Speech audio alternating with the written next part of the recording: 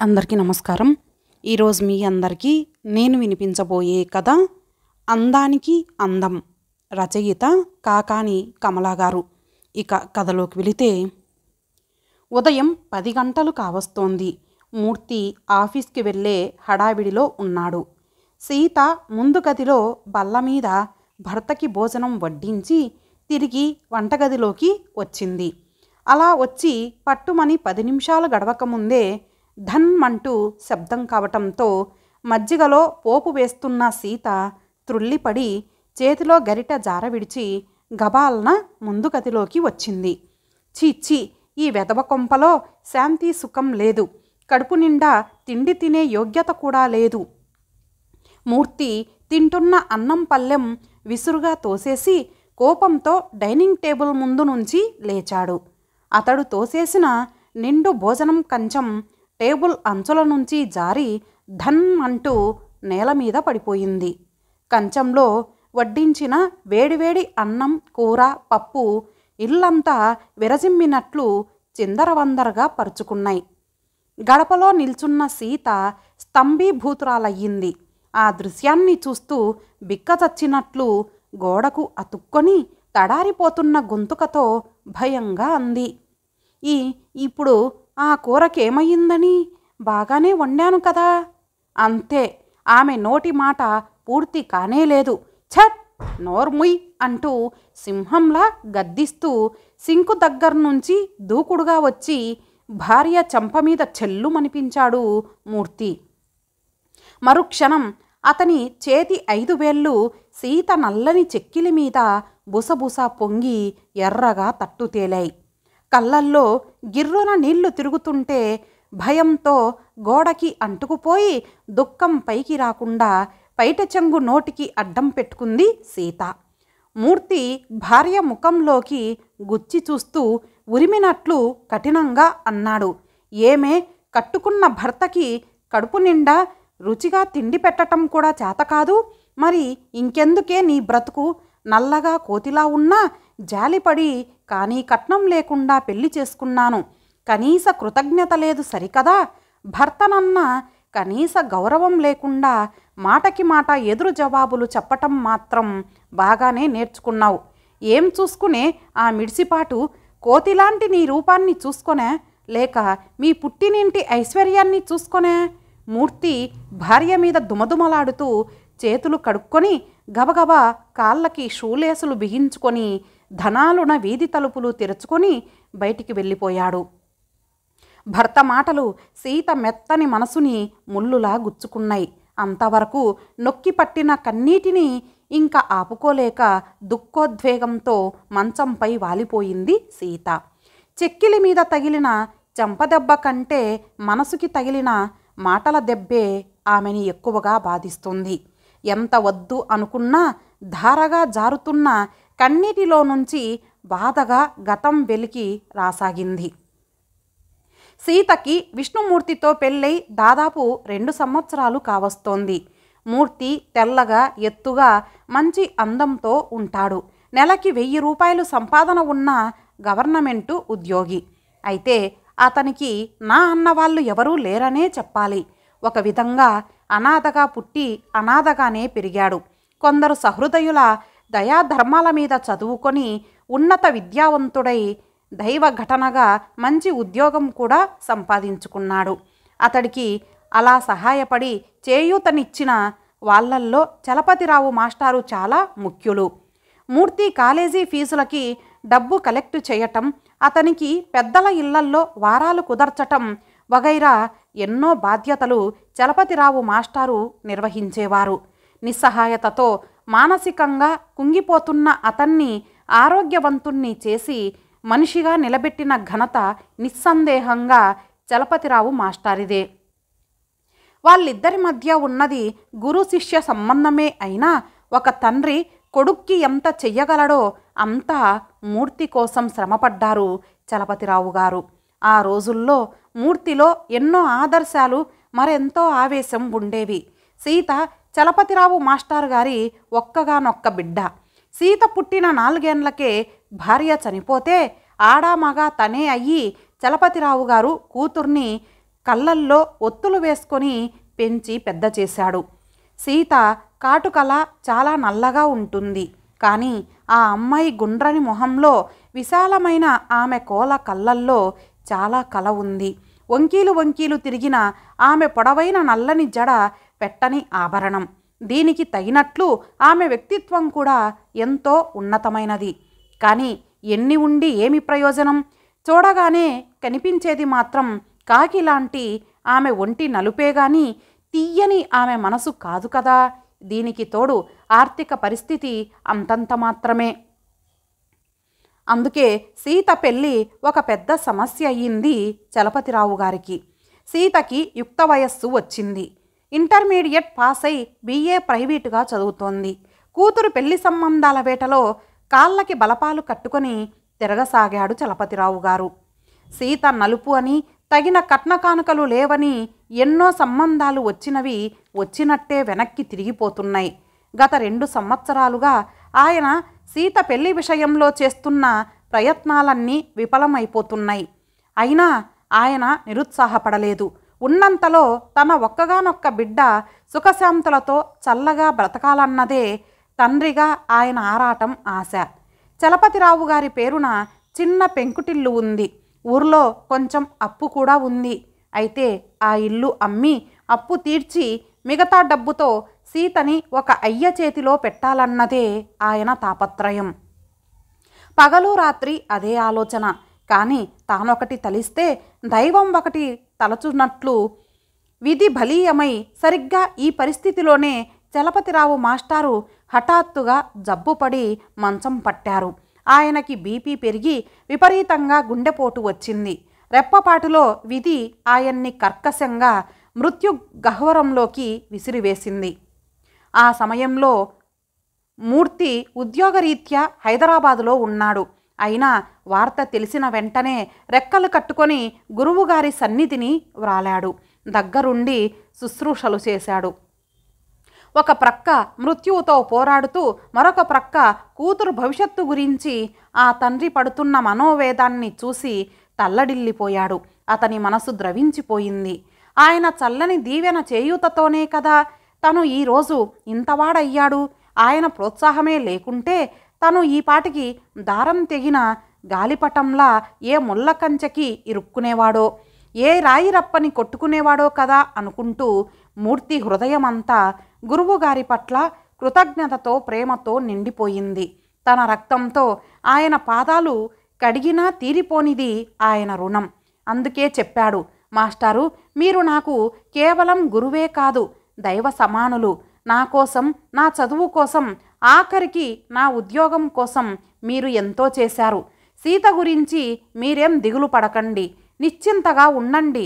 సీతని నేను పెళ్లి చేసుకుంటాను. నిజం, నిజం మాస్టారు. మూర్తి ఆవేశంగా ఆయన 2 చేతులు పట్టుకున్నాడు. గురువుగారి పట్ల గల భక్తి శ్రద్ధలకి మూర్తి కళ్ళ నుంచి రాలిన కన్నీరు చల్లగా మాస్టారి దోసిలి తడిపింది. మాస్టారు 2 నిమిషాల సేపు విస్మయంతో అలాగే మూర్తి ముఖంలోకి చూస్తూ ఉండిపోయారు. తర్వాత తల తిప్పి వంటగది గడపలో కన్నీటితో కుమిలిపోతూ కూర్చున్న సీత కేసి కూడా అలాగే 2 నిమిషాల సేపు చూసి నిట్టూర్చాడు. ఇద్దరికీ మధ్య పున్నమికి అమావాస్యకి ఉన్నంత తేడా ఉంది. అందాల చందమామ మూర్తి అయితే అమావాస్య రాత్రి సీత. కన్న కూతురి పట్ల ఎంత ప్రేమ ఉన్నా మూర్తికి అన్యాయం జరుగుతుందేమో అన్న వేదనతో ఆ వృద్ధుడి మనసు మూలిగింది. నూతిలోంచి వచ్చినట్లున్న స్వరంతో పేలవంగా అన్నాడు చలపతిరావు మాస్టారు. మూర్తి, మా సీతని పెళ్లి చేసుకుంటావా? అవును మాస్టారు. కృతజ్ఞతతో అంటున్నావు కదూ ఈ మాట? మూర్తి కంగు తిన్నాడు. తల అడ్డంగా తిప్పుతూ అన్నాడు, కాదు కాదు మాస్టారు, కేవలం కృతజ్ఞతతో అయితే డబ్బిచ్చి సీతకి మంచి సంబంధం చూసి పెళ్లి చేస్తానని ఉండేవాడిని కదా. కానీ ఈ మాట నా మనసులోంచి వచ్చింది. ప్రేమ, అనురాగం అంటే ఏమిటో నేను మీ ఇంటికి వచ్చిన తర్వాతే తెలుసుకున్నాను మాస్టారు. మీ సీత సమక్షంలో నా మనసు ఎన్నోసార్లు ఆర్ద్రమయ్యింది. సీత మనిషి నలుపు, కానీ ఆ అమ్మాయి మనసు ఎంతో అందమైనది. నిజం మాస్టారు. I love her. Yes, I love her. మాస్టారి కళ్ళల్లో కోటి దీపాలు ఒక్కసారి గప్పున వెలిగి ఆరాయి. సముద్రం పొంగినట్లు ఆయన హృదయంలో సంతోషం ఉప్పొంగింది. ఆప్యాయతతో మూర్తిని 2 చేతులు సాచి గుండెకి హత్తుకున్నాడు. అంత దుఃఖంలోనూ గడపలో కూర్చున్న సీత హృదయంలో క్షణకాలం ఆనందం నిశ్శబ్దంగా తాండవమాడింది. గుండెలో కోయిలలు కూసాయి. విష్ణుమూర్తి లాంటి అందమైన యువకుడు, కష్టం సుఖం తెలిసిన మనిషి తనకి భర్త కాబోతున్నాడు కదా అని ఎంతో సంబరపడింది. మృత్యుముఖంలో ఉన్న తండ్రి కళ్ళల్లో కనిపించిన సంతోషం చూసి తృప్తిపడింది. మూర్తి అన్నమాట ప్రకారం వారం రోజులు తిరగకుండా గుళ్ళో 10 మంది పెద్దల ఎదుట అతి నిరాడంబరంగా సీత మెడలో తాళి కట్టాడు. చలపతిరావు గారి దేహంలోంచి ఏనాడో ప్రాణం లేచిపోయినా కేవలం కూతురి మీద మమకారంతోనే ఇన్నాళ్ళు ఆ జీవుడు కొట్టుకుంది. కానీ కూతుర్ని పసుపు బట్టలతో చూడగానే ఆయనలోని హంస లేచిపోయింది. సీత మూర్తిల పెళ్ళైన 16 రోజుల పండగ వెళ్లకుండానే చలపతిరావు గారికి అంత్యక్రియలు జరిపాడు మూర్తి. అంతే, అక్కడితో ఆ ఊరితో రుణం తీరిపోయింది సీతకి. ఇల్లు అమ్మి ఊర్లో బాకీలు తీర్చివేశాడు మూర్తి. ఆ తర్వాత సీత భర్తతో హైదరాబాద్కి వచ్చేసింది. బాకీలు తీర్చగా మిగిలిన డబ్బుతో సంసారానికి కావలసినవి అమర్చుకుంది. కొత్త సంసారం కొత్త కుండలో నీరులా తీయగా ఉంటుంది అంటారు. అంతగా కాకపోయినా దాదాపు 1 సంవత్సరం సీతామూర్తిల దాంపత్యం ఆనందంగానే గడిచింది. ఆ తర్వాత క్రమంగా మూర్తితో సీత బ్రతుకు నరకమైపోయింది. కన్నీటి భోజనం కలతల కాపురం అయిపోయింది. నల్లగా కాటుకలా ఉన్న సీతని తొందరపడి పెళ్లి చేసుకున్నాను అన్న భావం అతనిలో రోజు రోజుకి ఎక్కువైపోయింది. ఆనాటి తన తొందరపాటుకి అవివేకానికి ఇప్పుడు తీరుబడిగా విచారించటం మొదలుపెట్టాడు. అందమైన అమ్మాయిలు కనిపిస్తే మనస్సు ఈర్ష్యతో మూలిగేది. తనకి జరిగిన అన్యాయానికి మనసు ఆక్రోశపడేది. అంతే, దాంతో భార్యని వేధించటం ఎక్కువయింది. ఏ చిన్న వంక దొరికినా సీతని వ్రేలెత్తి చూపటం, ఇంట్లో ఏ కొంచెం ఇబ్బంది వచ్చినా భార్యని సాధించటం పనిగా పెట్టుకున్నాడు. అనుక్షణం ములుకుల్లాంటి మాటలతో సీతని చిత్రహింస చేయటం నిత్యకృత్యం అయిపోయింది. భర్తలోని మార్పుకి నిర్ఘాంతపోయింది సీత. శారీరకంగానే కాకుండా మానసికంగా కూడా చాలా కృంగిపోయింది. అంతేకాదు, ఈ మధ్య మూర్తికి ఒక అందమైన అమ్మాయితో పరిచయం అయ్యిందని, ఆ పరిచయం ప్రేమగా మారి సినిమాలు షికార్ల దాకా వచ్చిందని ఆ నోట ఈ నోట వార్తలు వినిపించసాగాయి సీతకి.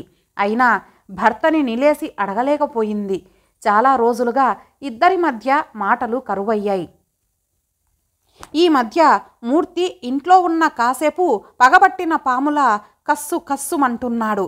ఆఖరికి సీత నోరు తెరిచి కూరగాయలకి 2 రూపాయలు అడిగినా, నీ పుట్టింటి నుంచి ఏమైనా ధనరాశులు గాని మూటగట్టుకొని తెచ్చావా అని ఎత్తి పొడవటం మొదలుపెట్టాడు. సీత అభిమానపడి సరి అయిన కూర లేకుండా ఉన్నదేదో వండి పెడితే కడుపు నిండా వండి పెట్టడం కూడా చేత కాదు అని ఈసడిస్తున్నాడు. భర్త ఈటెల్లాంటి మాటలతో సీత గుండె గాయపడింది. అంతేకాదు, ఈ మధ్య చీటికి మాటికి సీత మీద చెయ్యి చేసుకోవటం కూడా మొదలుపెట్టాడు మూర్తి. సీత మనసు, అభిమానం, సంతోషం అన్నీ చచ్చిపోయాయి. ఆ బ్రతుకు కంటే చావు నయం అనిపించిన సందర్భాలు ఎన్నో. తలచుకుంటేనే దుఃఖం అనిపిస్తోంది. తనేమన్నా అతన్ని పెళ్లి చేసుకోమని కాళ్ళు పట్టుకుందా? ఏ టీచర్ ఉద్యోగమో చూసుకొని తన కాళ్ళ మీద తను బ్రతుకుదామనుకుంది. కానీ ఆ రోజు సీతని నేను పెళ్లి చేసుకుంటాను మాస్టారు, ఐ లవ్ హర్ అని అతను అంటేనే కదా ఈ పెళ్లి జరిగింది. అక్కడికి తన తండ్రి ఎంతో దూరపు ఆలోచనతో, వయస్సు అనుభవంతో, మూర్తి తొందరపడకు, బాగా ఆలోచించుకో, జాలిపడటానికి ఇది జీవిత సమస్య అని హెచ్చరించినప్పుడు కూడా అతనేమన్నాడు? సీత మనసు మంచిది, ఆ అమ్మాయి మొహంలో మంచి కళ ఉంది, ఆమెది బ్లాక్ బ్యూటీ, నేను మనసారా ఈ పెళ్లి అంగీకరిస్తున్నాను అంటూ అతను 10 మంది పెద్దల సమక్షంలోనూ ఆ మాటలు చెప్తేనే కదా తమ పెళ్లి జరిగింది. కానీ ఈరోజు అతను ఇంత హీనంగా ఎలా మాట్లాడగలుగుతున్నాడో, ఏదో మోసం చేసి ఈ పెళ్లి జరిపించినట్లు తప్పంతా తన మీద ఎలా వెయ్యగలుగుతున్నాడో సీతకి అర్థం కావటం లేదు. అతను ఇంతగా మారిపోతాడని కలగానైనా తాను ఆనాడు ఊహించి ఉంటే అసలు ఈ పెళ్లి చేసుకోకపోయేది. ఆజన్మాంతం ఒంటరిగానే మిగిలిపోయేది. కానీ నట్టేట నావని వదిలినట్లు ఇప్పుడు తనని పొమ్మంటే ఎక్కడికి పోతుంది? అసలు తనకి ఎవరున్నారని సీత కడుపులోంచి దుఃఖం తన్నుకొని వచ్చింది. తలగడలో మొహం దాచుకొని ఎంతోసేపు అలా నిశ్శబ్దంగా కన్నీరు ఒలికిస్తూ ఉండిపోయింది. ఆ తర్వాత నెమ్మదిగా లేచి మొహం కడుక్కొని చీర మార్చుకుంది. తలుపుకి తాళం వేసి ప్రక్క వీధిలో ఉన్న స్నేహితురాలు సరిత ఇంటికి బయలుదేరింది. సరిత పూర్తి పేరు సరితాదేవి. ఈ మధ్యనే పాపులర్ అవుతున్న రచయిత్రి. తెల్లగా చక్కగా అందంగా ఉంటుంది. భర్త డాక్టరు. వాళ్ళది ప్రేమ వివాహం. ప్రక్క వీధిలో 2 అంతస్తుల భవనం వాళ్ళ సొంతం. క్రిందంతా క్లినిక్, పైన వాళ్ళు కాపురం ఉంటారు. దాదాపు 6 నెలల క్రితం సీతకి సరితతో పరిచయం అయ్యింది. అనతి కాలంలోనే ఆ పరిచయం విడదీయరాని స్నేహంగా మారిపోయింది. కారణం, సీతకి సరిత రచనలంటే ఎంతో అభిమానం. స్త్రీల కన్నీటి కథలకి, అనాదిగా అనగదొక్కబడుతున్న స్త్రీజాతి ఆక్రోశాలకి ఆవిడ రచనలు అద్దం పడుతూ ఉంటాయి. ఎన్నోసార్లు తన హృదయ ఘోషని ఆవిడ రచనల్లో చూసుకోగలిగింది సీత. అందుకే ఆమెతో అనతి కాలంలోనే అనుబంధం పెంచుకోగలిగింది. ఆ అభిమానంతోనే సీత కడుపులో బాధ దాచుకోలేక సంసారంలోని అశాంతి అంతా మనసు విప్పి సరితకి చెప్పుకోవటం, ఆమె ఎంతో స్నేహభావంతో ఓదార్చి తోచిన సలహాలు ఇవ్వటం ఈ మధ్య పరిపాటి అయిపోయింది. సుఖాన్ని పంచుకుందుకు అక్కర్లేదు కానీ దుఃఖాన్ని పంచుకుందుకు తోడు కావాలి అంటారు పెద్దలు. సీతకి ఆ తోడు సరిత రూపంలో కనిపించింది. ఎడారిలో ఎండదెబ్బ తిన్న మనిషి చల్లని నీడ కోసం తప్పించినట్లు భర్త నిరాదరణతో మనసు విరిగి నా అనుకున్న తోడు లేక కృంగిపోతున్న తరుణంలో సరిత స్నేహం సీతకు ఎంతగానో సేద తీర్చింది. ఏ ఫ్రెండ్ ఇన్ నీడ్, ఆపదలో ఆదుకోవటానికి ఒక మంచి స్నేహితుడు అవసరం అంటారు. సరిత స్నేహాన్ని చవిచూశాక ఆ మాటలో ఎంతో నిజం ఉందని అర్థమయ్యింది సీతకి. నడుస్తూ ఆలోచనల మధ్యే సరిత ఇంటి ముందుకు వచ్చేసింది సీత. క్లినిక్ ముందు బెంచీలపై పేషెంట్లు బారులు కట్టుకొని కూర్చున్నారు. సీత వెనక వైపుకి తిరిగి మేడమెట్లు ఎక్కి కాలింగ్ బెల్ నొక్కబోయింది. కానీ తలుపులు ఓరవాకిలిగా తెరిచే ఉండటంతో చేతిని వెనక్కు తీసుకుంది. లోపల నుంచి ఆడవాళ్ల మాటలు వినిపిస్తున్నాయి. అందులో సీత అంటూ తన పేరు కూడా వినిపించటంతో లోపలికి పడుతున్న అడుగు వెనక్కి తీసుకొని గడప దగ్గరే నిల్చుండిపోయింది. ఏమే సరిత, నువ్వింత అందంగా స్టైల్గా ఉంటావు కదా, ఆ నల్ల జీడిగింజ లాంటి సీతతో నీకు స్నేహం ఏమిటో బాబు? బ్యాంక్ ఆఫీసర్ భార్య దమయంతి సరితని నిలేసింది. అవునే సరి, నాకు అదే అనిపిస్తుంది. మాకు ఆ సీతని చూస్తూనే కడుపులో తిప్పుతుంది కదా. అలాంటిది నువ్వు గంటలు గంటలు ఆ అందగత్తెతో మాటలేమిటి? నీ స్టేటస్ ఏమిటి? నీ పేరు ప్రఖ్యాతులు ఏమిటి? మమ్మీ చెప్పినట్లు దేనికైనా ఒక అంతస్తు ఉండక్కర్లేదు? ప్రముఖ వ్యాపారవేత్త భార్య రమణి ఆశ్చర్యంతో బుగ్గలు నొక్కుకుంది. అవునండి, ఆవిడ్ని నేను ఓసారి చూశాను. అబ్బా, ఎంత నలుపో బాబు. నిజంగా మీకంత ఫ్రెండా అండి? కాలేజీ స్టూడెంట్ శ్రీలత ఆశ్చర్యంగా గుండె మీద చెయ్యి వేసుకుంది. ఆ అమ్మాయి ఆ రోజే మొదటిసారిగా సరితతో పరిచయానికి వచ్చింది. సరిత చిన్నగా సమ్మోహనంగా నవ్వింది. పెదవి చప్పరించి చెప్పింది, ఆ ఫ్రెండా పాడా? నిజానికి ఆ సీతని చూస్తేనే నాకు చిరాకనిపిస్తుంది. కానీ తప్పనిసరిగా ఆ బోరు భరిస్తున్నాను. భర్త అస్తమానం తిడతాడట, హీనంగా కొడతాడట. నా దగ్గర చెప్పుకొని ఏడుస్తుంది. బాగుండదు కదా అని ఏదో ఓదారుస్తాను. పైగా కాస్త బోర్ అన్నమాట. కానీ ఆవిడ ఏడుపు ఆ కథలకి ఎంతో ఇన్స్పిరేషన్. నిజంగా భర్తలు భార్యల్ని అంత హీనంగా చూస్తారన్న సంగతి నాకు తెలియదు. మాది లవ్ మ్యారేజ్ కదా. సరిత చిన్నగా గర్వంగా నవ్వింది. నాజుగ్గా ముంగురులు సవరించుకుంది. అమ్మయ్యా, బతికించావు. నేను అదే అనుకుంటాను. ఆ నల్లకోతితో నీకు ఫ్రెండ్షిప్ ఏమిటా అని. పాపం ఆ విష్ణుమూర్తి ఎంత లవ్లీగా ఉంటాడో. దమయంతి ప్రశంస. ఎలా చేసుకున్నాడంటావు ఈ అందగత్తెని? రమణి ఉవాచ. ఏముంది, ఏ మందో మాకో పెట్టి మెల్లో తాలి కట్టించుకొని ఉంటుంది. దమయంతి జోక్ పేలింది. ఆడాళ్ళంతా ఒకేసారి గొల్లుమన్నారు. గడపలో నిల్చున్న సీత స్తంభీభూతురాలయ్యింది. వాళ్ళ మాటలు నవ్వులు గుండె మీద గుణపాల్లాగా గుచ్చుకున్నాయి. కాళ్ళ కింద భూమి జారిపోతున్నట్టు, కళ్ళ ముందంతా నల్లని చీకటి తెరలు పరచుకుంటున్నట్లు అయ్యి తూలి పడబోయింది.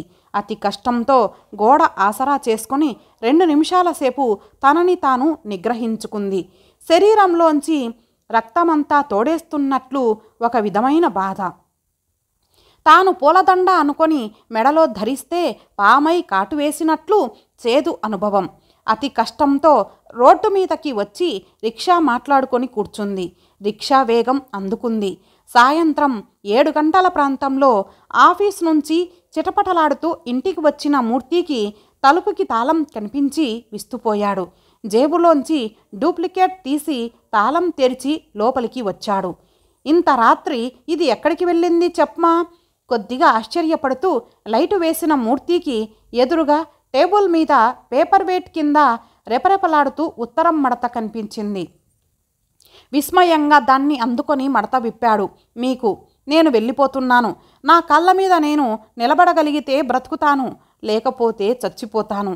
అంతేగాని తిరిగి మీ ఇంటికి మాత్రం రాను. మీకు నచ్చిన అమ్మాయిని చేసుకొని ఇకపై ఆనందంగా జీవించండి. మనసుతో మనసుని చూస్తే కనిపించేది ఆత్మ సౌందర్యం, కళ్ళతో కళ్ళని చూస్తే కనిపించేది బాహ్య సౌందర్యం.